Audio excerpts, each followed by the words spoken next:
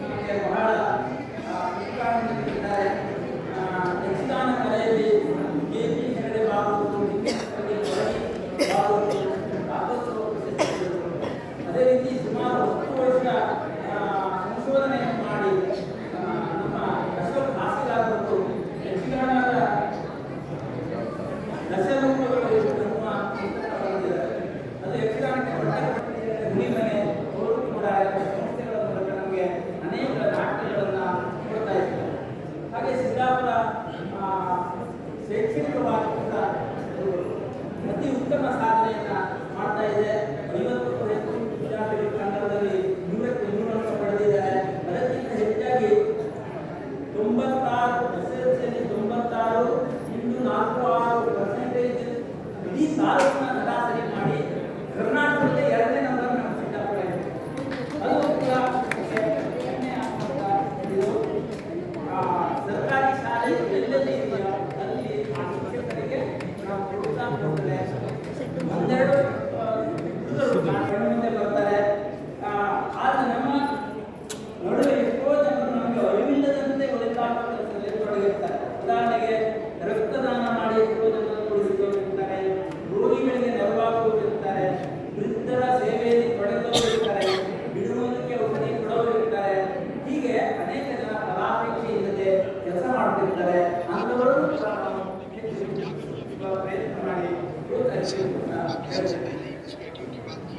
ಹಾಗೆ ಕೊನೆಯದಾಗಿ ಸಾಹಿತ್ಯದ ಮತ್ತು ಜನರ ಬದುಕು ಬೇರೆ ಬೇರೆ ಅಲ್ಲ. ಅದು ಸಾಹಿತ್ಯಗಳು ಸ್ವಾತಂತ್ರ್ಯ ಚಳವಳಿ ಮಾರ್ಗದವರು ಜನರ ನ್ಯಾಯಯುತ ಹೋರಾಟಗಳಿಗೆ ಶಕ್ತಿಯನ್ನು ತುಂಬಲಾಗಿದೆ. ಇತ್ತೀಚಿನ ದಿನದಲ್ಲಿ ಅಡಿಕೆ ಮರಕ್ಕೆ ಎಲೆ ಚುಕ್ಕೆ ರೋಗದಿಂದ ಬೆಳೆಗಾರರಲ್ಲಿ ತಳಮಳ ಉಂಟಾಗಿದೆ. ಸರ್ಕಾರ ಹಾಗೂ ಸೂಕ್ತ ತಜ್ಞರ ಸಹಾಯದಿಂದ ಪರಿಹಾರೋಪಾಯ ಕಂಡುಕೊಂಡು ರೈತರಿಗೆ ಸಾಂತ್ವನ ಸಿಗುವಂತಾಗಿದೆ ಎನ್ನುವ ಮಾತನ್ನ ಹೇಳಲಿಕ್ಕೆ ಬಯಸ್ತೇನೆ. ಅದೇ ರೀತಿ ಅಘನಾಶಿನಿ ನದಿ ತಿರುವು ಯೋಜನೆ ಪರಿಸರಕ್ಕೆ ಮಾರಕ ಎನ್ನುವ ಕುರಿತು ಪರಿಸರ ತಜ್ಞ ಮೊದಲಾದವರು ಬರೆದು ಜಾಗೃತಿ ಕೊಡ್ತಾ ಇದ್ದಾರೆ. ಜನರ ಪ್ರತಿಭಟನೆಯೂ ನಡೀತಾ ಇದೆ. ಈಗಾಗಲೇ ನಮ್ಮ ಜೊತೆಯಲ್ಲಿ ಹಲವಾರು ಯೋಜನೆಗಳಿಂದ ಬಂದಿದ್ದು ಪರಿಸರ ಶುದ್ಧಗೊಳಿಸುವ ಯೋಜನೆಗಳು ಬಾರದೆ ಇರಲಿ ಎನ್ನುವುದು ನನ್ನ ಆಶಯ. ಹಾಗೆ 2011ರಲ್ಲಿ ಬೇಡಕಣಿಯಲ್ಲಿ ನಡೆದ ಪ್ರಥಮ ಸಾಹಿತ್ಯ ಸಮ್ಮೇಳನದಲ್ಲಿ ನಮ್ಮ ತಾಲೂಕಿಗೆ ಒಂದು ಕನ್ನಡ ಭವನ ಅಗತ್ಯ ಇದೆ ಅಂತ ಹೇಳಿ ಆರ್.ಪಿ. ಹೆಗಡೆಯವರು ಹೇಳಿಕೊಂಡು ಗಮನ ಸೆಳೆದಿದ್ರು. ಆದರೆ ಅದು ಇನ್ನೂ ಕಾರ್ಯರೂಪಕ್ಕೆ ಬಂದಿಲ್ಲ. ಅದು ಹೇಗಾದರೂ ಆಗಿ ಯಾವುದೇ ಭವನ ನಮ್ಮ ಸಿದ್ದಾಪುರದಲ್ಲಿ ಎಲ್ಲರಿಗೂ ಸಿಗುವಂಥದ್ದು ಇಲ್ಲ.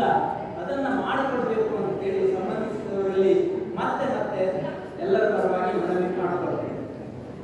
ಹೀಗೆ ಮುಖ್ಯ ನನ್ನ ಭಾಷಣದಲ್ಲಿ ಹಲವಾರು ಸಾಹಿತಿ ಸಾಧಕರ ಹೆಸರನ್ನ ಹೆಸರಿಸಿದ್ದೇನೆ. ಇನ್ನೂ ಹೆಸರಿಸಬೇಕಾದ ಬರಹಗಾರರು, ಸಾಹಿತಿಗಳು, ಕಲಾವಿದರು, ಸಂಸ್ಥೆಗಳು ಎಲ್ಲ ಇದೆ. ಲೇಖನ ಅಪೂರ್ಣವಾಗಿದೆ. ಬಿಟ್ಟು ಹೋದ ಹೆಸರುಗಳಿಗೆ ಕ್ಷಮೆ ಇರಲಿ ಅಂತ ಕೇಳ್ತೇನೆ. ಕನ್ನಡದ ಕೆಲಸ ನಿರಂತರವಾಗಿ ನಡೆಯುತ್ತಿರಲಿ. ತನ್ಮೂಲಕ ಪ್ರೀತಿಯ